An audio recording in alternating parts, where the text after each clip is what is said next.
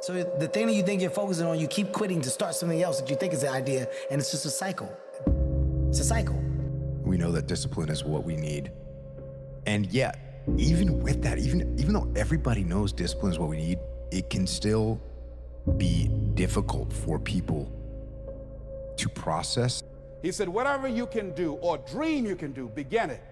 Boldness has genius, power, magic in it. Begin it now. We're on two different pages, son. You just want to read the word. You just want to preach the word. I want you to become the word. We can't control the world. We can have a strong influence, but we can't control anything. And it is going to happen to you. And how you react to that is life. Ambition is when you expect yourself to close the gap between what you have and what you want. Entitlement is when you expect others to close the gap between what you have and what you want. I don't want nothing from you but for you to leave this room and know what you want. Right, when we criticize ourselves, we think we're in control. We think we know everything. We think we're correcting ourselves. What we don't realize is we're actually sabotaging ourselves. Everyone who's competent is desperate for competent people. And if you go and show yourself as competent, there'll be a trial period, but if you go show yourself as competent, all sorts of doors you didn't even know were there will start opening like mad. Unless you purposefully inject novelty, and this is one of the sort of ruthless double-edged swords to routine, which is a lot of the gains in life are to be made through being structured and routinized. When something appears to be like a short-term friend, it's usually a long-term enemy. Like when when you choose easy today, you choose hard tomorrow, and there's always a trade-off. Right. You face your fears, you become the person you want to be. You run from your fears, you're not living. You're alive, but you're not thinking the freedom. You're not running the day. The day's running you. You always be the servant, not the master, guys. It's a tasteful goal for me to go toward, but something that resonates. How do I realize as I get closer to something that maybe the ladder I was climbing was kind of leaning up against the wrong wall a little bit, so I'm just going to adjust it and I'm going to keep climbing over here. Every transformation always gets worse before it gets better. It's supposed to be that way. The journey you're embarking on here with MFT 28 is not an easy path. It's not for the ill-hearted or the weak-natured. It's for the strong people. I promise you, if every single person ever watches this, you wake up and do a 20-minute walk in the morning and one after dinner, and you do it for 7 days, on the 8th day, the world doesn't fall apart. It only gets better the more you do it. It just will. People just don't want to put in the work. They want this quick fix. You're more powerful than your circumstances or anything that you can experience right now. Decide that you're going to commit yourself to act on your ideas, to become happy. Commit yourself to live your dream. Commit yourself to become the architect of your future. So many of us are beating ourselves up for the past. So many of ourselves are beating ourselves up for not having the future we thought we were going to build. What does that do? It makes the present lose time, money, energy, everything. The way I live my life now, my daily routine gives me the credibility. Because no matter who you are, you can adopt that same lifestyle. That same routine, you can grab it as a housewife.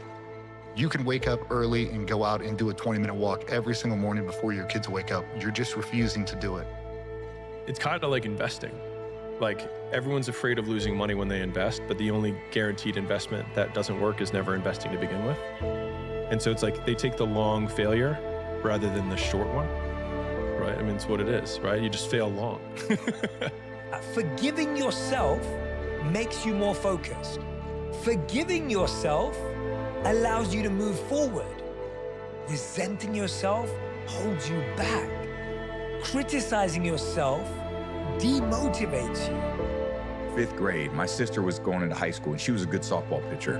And she would have to go work out in the gym in the morning. And here I am, 4th, 5th grade, and I was like, I'm gonna get up and go to the gym with you. And it was just like, it wasn't even like I made a conscious decision. It was just like, I felt the pull to do that. We all have these feelings in our bodies, in our minds, in our souls. I act on mine. A lot of us who are afraid of something, we allow our minds to choose the path of least resistance, so we go a different route. When I'm afraid of something, it's telling me you must do this thing. You must do that. If everybody who's like at the bottom and feels like they have nothing going for them, reframe that as I have nothing going for me, which also means that I have nothing to lose by taking action, it makes you a much more dangerous person. It's harder for us to impose discipline on ourselves than it is for us to impose discipline on other people. In fact, people kind of enjoy imposing discipline on other people. That's like a little power trip, right? But it's kind of embarrassing as well that we can't discipline ourselves. I think the thing that I did that worked out for me best was I just stayed patient, and I never took the they dangle the carrot in front of your face, you know what I mean, or whatever thing is like I never took the never went after the shiny object. Exactly. Because on all those bad days and all those days you don't want to do shit, you have to be your own motivator, your own coach, your own trainer, your own everything. So to do that, you have to come into work, and work is whatever your work may be, ready to go. Do all of the things that happen to you as an opportunity.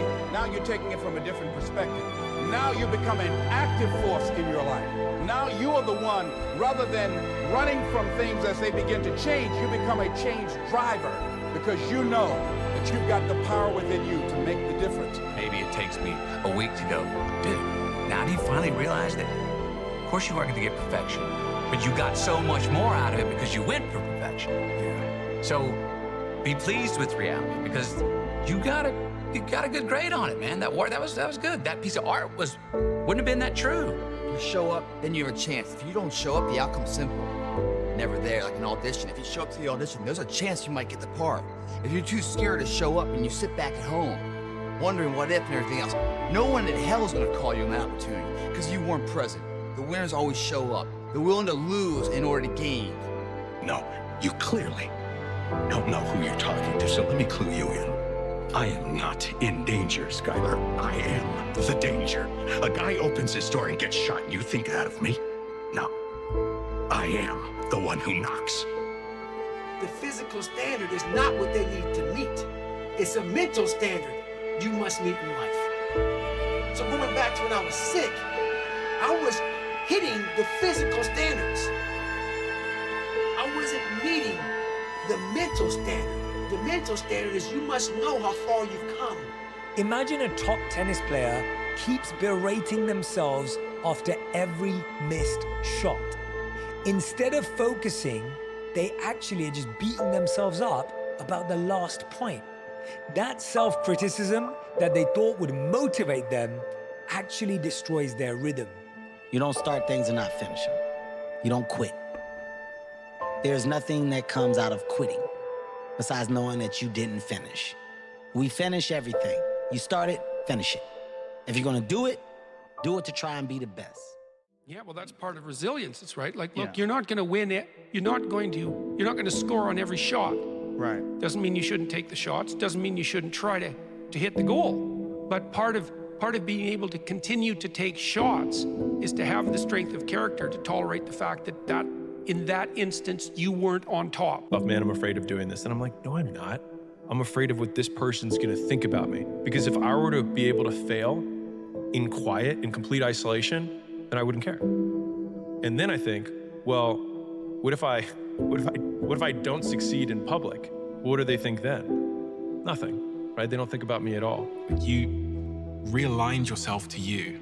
Now, if you hadn't made that call and you'd let a couple more of those bad habits, you would have got to 40 and been like, who the f is this guy? Right. What is this life? You would have looked around and said, who is she? Who are they? Right. What is this job? Right. And that's that course correction that I think it requires you to do the slightly harder thing today.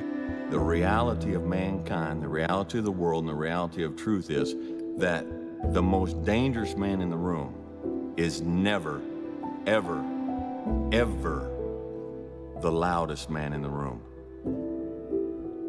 The loudest man in the room is the most insecure man in the room. Still waiting for a big smile out of you. You're up 2-0. What's the story? Are you not happy, or you're only half happy, or? Still to be happy about.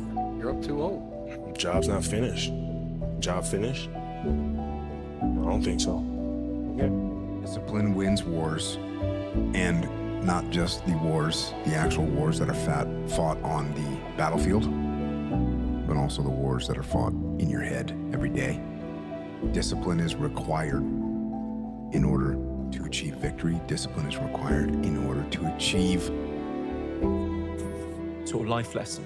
The idea of like, what do you find easy that other people find difficult? Go for that. Do that for a living. There's going to be money there. There's going to be some gold. You're going to be okay. If you find it easy and everyone else is going, that's impossible.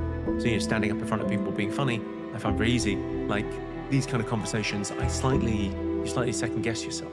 The idea of going, you can't have an easy life and a great character. You can't. You've got to kind of go out there and decide what you want. That's the first great adventure. And then getting it is the second great adventure. So it sort of speaks to that thing of like wishing well's work. You get there now by being a sponge and not being afraid to ask questions. I'm very secure in myself and being the dummy in the room. I'm extremely secure in saying I don't know what that means. If you ask most people what their number one fear is, what do you think it is? Most people's number one fear is public humiliation. I don't give a fuck anymore. I'm not afraid of it. This body, as great as you are, as sharp as you make the arsenal, it can't do anything if you don't have confidence in yourself. We all fall down in life. The question is, who gets back up? You go after and you give it all you have. If you lose, at least you try, man. I failed. It's 10 times more of a man than someone said, what if? Because what if never went to the arena. Do what I say, not what I do. Mm-hmm. That's a thing where it's like, it's easy for me to impose discipline on you. Yeah. Be like, Echo, you need to get up early. Echo, you need to work out. Echo, you need to not eat donuts. Yeah. But I have to actually have a saying. Yeah. Which is do what I say, not what I do, because I'm over here sleeping and not lifting and eating donuts. Yeah. That gets me motivated to do that kind of stuff and track all my cardio and calories and everything, because I know its value, because I've done it and gotten the value from it. So I know that it actually is the trick.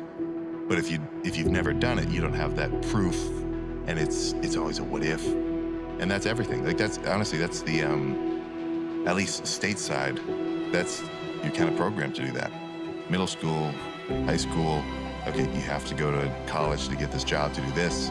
Like the idea of getting into like a trade or getting into like, I think I have this awesome business idea, that is the minority by far. To branch off from this conditioned path, and it's not like it's bad, but so many people might have been able to do so many awesome things if they could really do what they wanted to do, instead of just following the beaten path. It's like, yo, sometimes you have to realize, like, yo, this is it. It's happening now, And this moment decides the longevity of this whole thing. So, some mornings you gotta wake up and be like, yo, this is my thing, not anyone else's. No one can talk to me. I don't live on the surface of anything. Yeah. Surface is what got me where I was at. It got me from 175 pounds to 300 pounds. Telling everybody I'm good. I don't give a damn. I'm good. No. They're hollow words. A lot of us speak in hollow words. I used to speak in hollow words. I don't do it anymore. Everything that comes out of my mouth has substance. Well, actually, you pick what status game you play in. You can have anything. You can't have everything. It's that thing of just the words seem to be very important to me. The idea of saying you can work for anything in life to a kid, as opposed to you can have anything, is the difference between ambition and entitlement, summed up. And he said that in his career, he has missed so many points. He has lost so many points. But he said the biggest skill he had is that he never focused on the last point he missed. He said, if I'm focused on the last point that I missed, or if I'm focused on the future point that I might miss, then guess what? I miss the present shot. I miss the present moment. I read a book by Dr. Johnny Coleman that says, it works if you work it.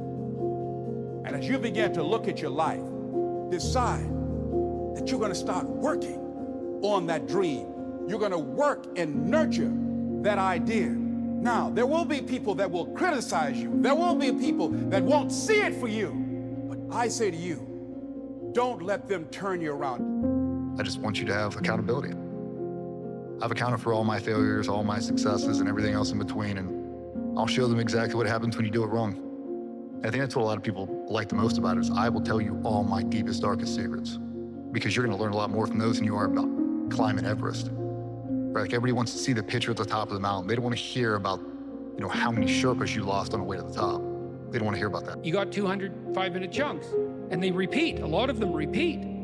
So if you get every one of those right, they're trivial, right? Who cares what my sock drawer looks like? It's like, fair enough, man, but that's your life. The things you repeat every day. The mundane things. Think I could get all those mundane things right. That's the game rules. It's like now all the mundane is in place. Now you can play because all the mundane's in place, and this is actually true. Champions do daily what everybody do occasionally. Everybody else do. You just do it daily. You're not. Yeah, we do. You're not extraordinary. You just do the ordinary extra. That's it. That's what makes you, separates you. What do I want being the fundamental goal? Like, if you know what you want, that's incredibly powerful. Most people don't. Most desires are mimetic desires, and you get into René Girard and the idea of going, well, I want that watch because he's got that watch, and I want that car because he's got that car, and I'd love that girlfriend. It's like, how many guys are dating girls? Incredibly hot. They look amazing, very impressive. They don't even like the guy. It's like, it's a weird flex. Yeah, I don't quit. I may not make it the first time, but I'll come back. I gotta get my head back in the game. I gotta figure this shit out. It doesn't mean you leave. It means you study it more. When the ego makes you believe you're the best, well, you become complacent and fallible. When the ego makes you believe you're the worst, guess what? It doesn't help you grow. It's the honest introspection, the honest assessment that we all need. Hey, this is what I got right in the interview, but you know what? I didn't really nail these 3 things. You're now not assessing it as you. You're assessing it as something you took part in. The reason I think that cynicism is so popular on the internet is that the upside of never trying is never having to feel the pain of failure. That's fundamental. It's sour grapes at an existential level, right?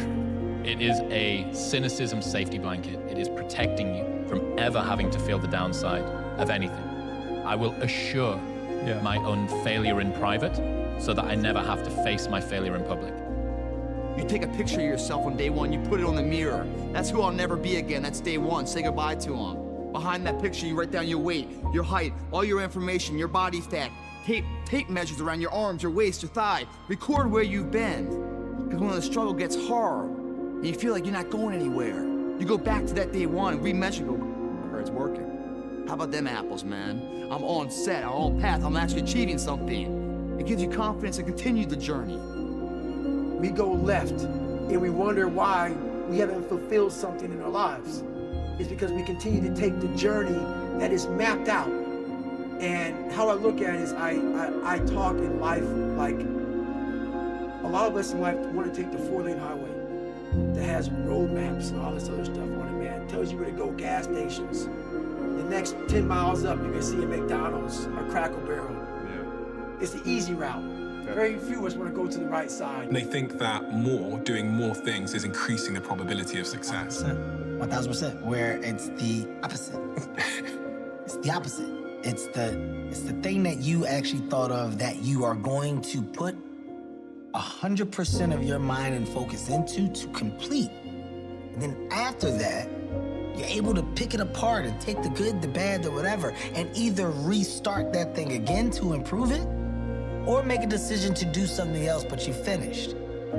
If you pan it down here, you see it's about 3 o'clock in the morning, and there's not a car or a person in sight. If you pan over here, it's the same thing. Not a car or a person in sight. I didn't care if I died or lived, because I was, for the first time in my life, happy and at peace. Because I reflected back on where it started. You said, wow, I have come a long way. That's right. And no one saved me. It wasn't like someone came down here and guided me through life. When you figure this out on your own, the amount of pride and dignity and self-respect you have. That's why I walk around the streets with a backpack and just like, I don't need anything else. It's not hard to make money. Once you start making money, you learn how to make money. It comes with education, it comes with understanding, and it comes with a better resource of mind that makes you go, no, I'm gonna do this, and I'm gonna build this, and I'm gonna go here, I'm gonna meet, I'm gonna present, I have an idea, I'm gonna pitch it. Like you're now a much better machine because you understand. You could be the boss of your job. You know, if you're working in a grocery store or you're working in a convenience store, assuming you're not working for terrified tyrants, you can be nice to the customers, you can develop your social skills, you can learn how to handle a boss-employee relationship, you can be there 15 minutes early and leave 15 minutes late. Like, you can learn in an entry-level job, man. And I'll tell you, if you take an entry-level job and you learn, and it's a reasonably decent place, you will not be in an entry-level job for long. Seeking to gain approval and attention from others anyway. So it's like, listen, if you're insecure, which everybody is, let's be real, you might as well use the insecurity to get something out of it, right? Like one of my favorite things about entrepreneurship is like, use what you've got. And so a lot of people think that they need to fix their conditions in order to get like the perfect conditions before they start. But the perfect condition is whatever one you're in, because it gives you whatever assets you have, that's the cards that you're dealt. And so you just play the hand. And a lot of people have great cards. It's like, man, I'm so afraid of it. It's like, use it. It's like, I have nothing. What makes you very dangerous because you have nothing to lose. The purpose is you. We forget that. Every day I wake up and I don't want to do something. I'm like, okay, man, do you want to be a big day? Do you want to feel like a little? Do you want to walk around all day knowing that you could, but you didn't? I'm constantly reminding myself to go back to your roots. Now, I'm not saying go back to hell, but I'm saying don't forget where you come from. As you start to explode out of the gate when you become someone, my conversation is, do not forget your roots. Do not forget your roots. Don't let this become so big that you lose yourself amongst the noise. Go back to the quietness of what made you successful. That's the conversation now. It's a constant reminder of that. Humility is admitting we have more to learn. And I was like, oh, whoa, I'm in. I can get on board with that. Let me sign up, because before that, humility, to be humbled, to be humiliated, my shoulders would sink. I would be small, passive, wouldn't speak up, or there's the opportunity, and I miss it. And I was like, man, I don't think that's what it means, but I don't know how to get around it. It's funny how we need the definition of words to change a little bit, like that. Next time I call you directly, you'll pick up the phone. Logan, let me give you the ABCs of me. I don't take meetings, I set them. And my respect isn't demanded, it's earned. Pick something and fix it. Something that bugs you. Yeah, but not too much. So the rule is, pick something that you know would pick a problem. Pick a solution to it that you know would help, that you could do, that you would do. So you have to negotiate with yourself. It's like, well, I won't clean up this room. How do you know? I've been in here for 10 years and I've never cleaned it up. It's like, well, obviously that's too big a dragon for you. Would you clean one drawer? Find out. Decide that when things become challenging, and they are, that you're not going to personalize it, that you're going to look at it, and you do whatever you must do in order to work things out and learn from it. Learn from it. That's the key. I like what Charles Udall said. He says, in life, you will always be faced with a series of God-ordained opportunities, brilliantly disguised as problems and challenges. If you've lost your job, don't say that I've been laid off. Just say I've been given an opportunity by the universe to find my life work. When I first came in the league, everybody was on Magic and Jordan and Barkley. I'm like, then it's gonna be my league one day. So it just motivated me more. And then coming from where people want you to fail and they think you're gonna fail all the time, I can't fail. I can't make you right. So I won in Little League. I won in high school, didn't win in college, wasn't winning in the NBA, and it was just driving me crazy. And seeing everybody else win and get the glory, I wanted the glory. I had to figure ways out to know how to get that glory. Yeah. And that preparedness to accept, no matter how good I get at this thing, I will always have to do boring shit. And that's not a bug, it's a feature. And not only is it a feature, it's a source of competitive advantage. Because as things get more salubrious, as you raise up through the ranks, other people will have the same thought that you do, which is, I shouldn't need to do this anymore. You go, okay, so if you can continue to lean into the stuff that you did at the start, at the end, That's where the competitive advantage lies, I think. Yeah. If you believe it, if you really believe that you could be something, if you have that little voice in your head saying, hey, you got talent, you could do this, then follow that voice. So if you get obsessed with like the idea of something, to actually approach what that real thing is, now your idea of it is actually going to become a real understanding of it, and you'll realize like, man, like there's guys where they've gone pro, like they really got into it, they were 100% serious, and then they realize this isn't for me. I'm gonna not, like backpedal isn't the right word. I'm gonna just redirect towards something which I actually value now. And if at any point that would happen, then that's what I would do. Nobody believes in you. You've lost again and again and again. The lights are cut off, but you're still looking at your dream, reviewing it every day, and say to yourself, it's not over until I win. When you guys find a fear, that fear will either create you or destroy you. I love fear, and the reason why, behind every fear is a person you want to be. Fear is self-imposed, meaning it doesn't exist. You create it, you can destroy it too. It's an intangible. If you face your fears, guys, you will realize it's not that big. And once you face it, you go, oh my God, man, I spent all this time running from it. It was so small. If I just faced it, my God, not only did I face it, I beat it back. Energy's never lost, transfer. That negative energy, that fear, it's destroyed. It comes back in its confidence. You're like, what else am I capable of? You can end up doing something you got an innate ability for, plus you become really good at it, you learn the craft, and the world demands it, and you can supply it. There you go. But we don't always, some of us have innate ability, but we're not willing to, we don't work for it. We don't improve our skills. We kind of rely on what we got. It kind of become middle of the field, and sometimes I don't have the ability for it, but I'm gonna learn a new craft, and I'm gonna hustle at it. And that actually, when we get good at something, we kind of can start to go home. I didn't know I loved it. I didn't like this anymore, but I like it now. It starts to feel good to do over and over. When your excuses make you feel a little bit better about the fact that you didn't execute on what you needed to execute on, then they can make you feel better, but they're not helping you. They're not helping you at all.